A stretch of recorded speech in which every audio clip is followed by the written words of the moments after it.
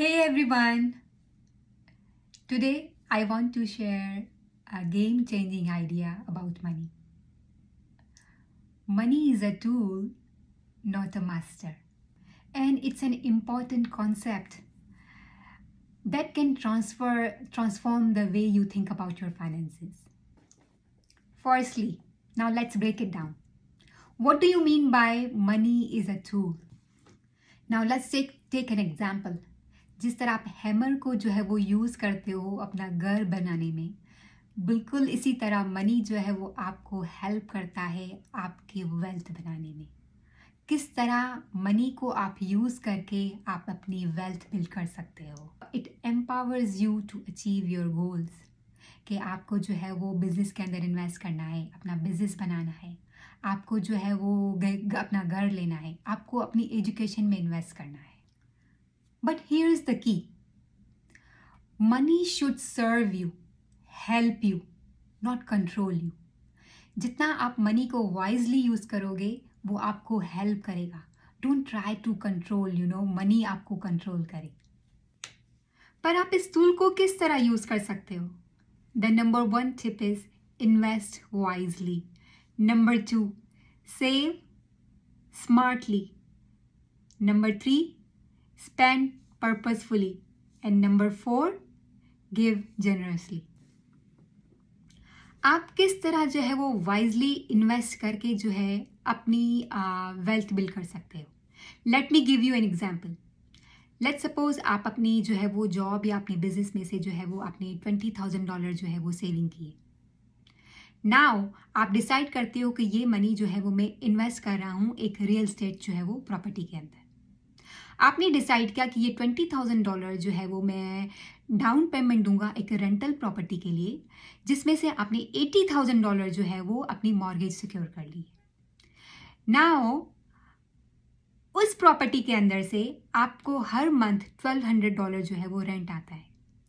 1,200 में से आपने $1,000 जो है वो अपनी मॉर्गेज पेमेंट निकाली, अपने एक्स्ट्रा कॉस्ट जो है वो टैक्सेस वगैरह निकाले. नाउ इसमें से जो है वो आपकी सेविंग्स हुई है $200. आपने डिसाइड किया कि ये मैं $200 जो है वो वापस इसी घर को या रेंटल प्रॉपर्टी को इम्प्रूव करने में लगाऊं, या आपने वो सेविंग्स अपनी किसी और चीज़ में इन्वेस्ट करने के लिए, लेट्स सपोज आप जो है वो आप सेव करना चाह रहे हो किसी और प्रॉपर्टी के अंदर इन्वेस्ट करने के लिए, या आपने डिसाइड किया कि मैं म्यूचुअल फंड्स या स्टॉक्स के अंदर सेव कर सकता हूँ. तो इस तरह आप री इन्वेस्ट करते हो अपनी सेविंग्स को.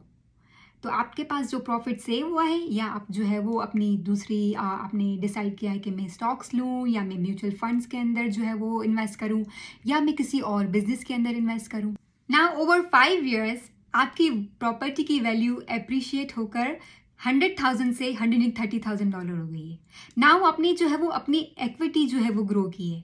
इसको बोलते हैं कंपाउंड ग्रोथ. आपने जो है वो $20,000 से इनिशियल आपने स्टार्ट किया था. आपने जो है वो अपनी 5 साल तक डाउन पेमेंट दे दी, आपने मॉर्गेजेस पे की.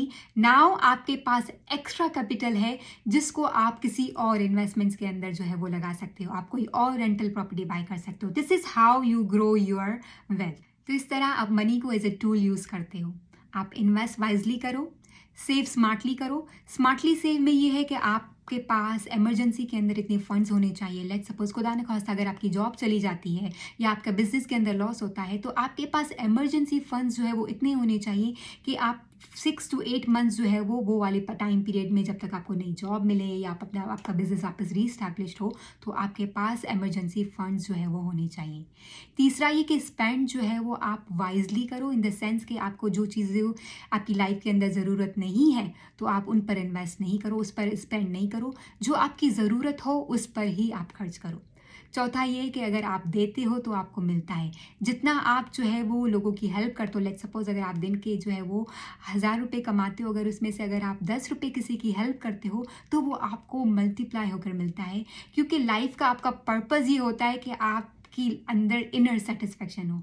तो उस सेंस में जो है वो आप अपना ये पर्पस जो है वो फुलफिल करते हो. Remember this, money is here to help you, not control you. अगर आप जितना इसको वाइजली यूज़ करोगे it multiplies. Thank you for watching. अगर आपको ये वीडियो अच्छी लगी हो तो प्लीज़ लाइक करें, शेयर करें, अपने फ्रेंड्स के साथ शेयर करें.